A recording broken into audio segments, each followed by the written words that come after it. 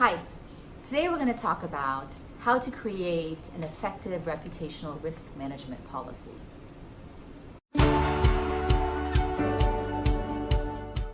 So at some point in any corporation or individual's life, there could be a crisis. And a crisis can be precipitated by one employee's actions, an entire team's actions, something that's precipitated by the government, by politics, by the community. There could be something, anything, financial crisis, that a corporation is going to have to deal with a reputation, a risk to their reputation, a branding issue that might potentially come up. And how do we deal with that? How do corporations deal with that? Of course, globally, there are so many examples of corporations that have faced serious challenges to their brand. And every corporation has a different strategy on how to deal with a crisis. And crisis communications is an important sort of preeminent thing to think about ahead of time, right? You don't want to be thinking about reputational risk strategy when you're in the middle of a crisis. It has to be really thought through. And you know what I'm here to say is ethics and doing the right thing and being honest about your facts is something that really needs to be prevalent in whatever strategy we decide to employ. So a reputational risk strategy, if you think about corporations globally that have faced crisis over the last few years, there's a lot of examples, both good and bad, of how to handle this.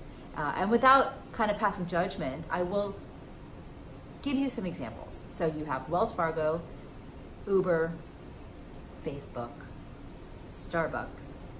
There are some serious examples on brand threats that have emerged in our corporations across the globe, and how different CEOs, different executive teams, different boards have decided to deal with those crises, and how quickly the world has reacted to those crises, and how quickly, frankly, the company has been able to come back. I would say probably Starbucks is the best example of how to deal with this. The CEO took full ownership, dealt with it, immediately instituted a plan, executed on it, and now has come out of it. And people are still drinking Starbucks today at a pretty daily pace because the brand was not affected by the incident that happened in Philadelphia. I believe there's several ways, 6 ways, that a reputational risk strategy can really be implemented, things to put into the strategy to make sure that it's going to be an effective strategy and also deal with ethics. The first is you have to make sure that the executives are recognizing that a company's reputation is valuable. It must be a strategic asset that the board and the C-suite recognize that they need to manage, that they need to lead. If a reputation of a company is not deemed to be something that the C-suite and board need to be paying attention to, and it's just a PR, HR issue, it's not considered to be an asset. And a brand of a corporation defines a lot of a corporation and how it's going to succeed, how it's going to be viewed by not only potential customers and clients, but also employees that they're trying to hire. So a reputation has to be managed and led by the C-suite. Whoever it is that's in charge of the brand has to have direct communication and line of flow of information to the C-suite and to the board. The second is create a culture, corporate culture, that is inherently focused on the integrity and directly connected to the brand. So we must infuse integrity into our corporate cultures, and that also must be evidenced in the brand and reputation of the corporation. If a potential employee or a potential client believes that your brand represents integrity, your corporation is more likely to attract that lateral hire, to attract that customer or that client. And all of that goes back to really culture and brand have to be connected. They really have to feed one another so that there's a constant evolving cycle of how our corporate cultures are feeding the brand. And the brand must reflect how the ethics are permeated within the corporate culture. The third is be transparent and treat stakeholders intelligently and responsibly.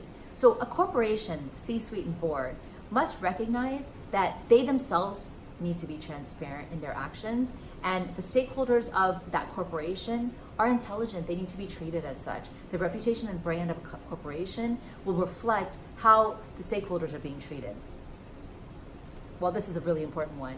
Fourth, you cannot wait until the crisis erupts. You have to diligently create a strategy that's for the reputational risk that is rooted and is supported throughout the company. So the strategy has to be well thought out. It has to be implemented. It has to be executed in a fashion that is supported through the foundation of the corporation, through all the organization, through all the C-suite and board, so that when a crisis does erupt, everybody jumps into action and everybody knows what their role is, everybody knows who's going to say what, how it's going to be handled, and hopefully that's with integrity and honestly owning whatever the facts are so that it can be moved forward and pushed forward in a vulnerable but yet authentic way. Fifth, continue to evaluate the risk factors, and then you have to recalibrate your strategy, because our cultures evolve. The world is evolving. The human influences that are implementing and affecting our corporations are also evolving. Those stresses and pressures change daily. So our reputational risk strategies have to be recalibrated constantly. There has to be some sort of 6-month annual evaluation that's happening to our strategies so that it can be infused within the cultures and implemented as needed. 6, ensure that your reputational risk strategy requires an honest ownership of the facts, and then leveraging off that vulnerability with your relationships. So the relationships that a corporation has is only as good as the integrity with which those relationships are based. And that's going to come from honestly owning the facts, from leveraging off that vulnerability, and then executing an effective reputational risk strategy. I hope these tips have been helpful on creating a reputational risk strategy. Please don't forget to like, share, follow. Thank you so much.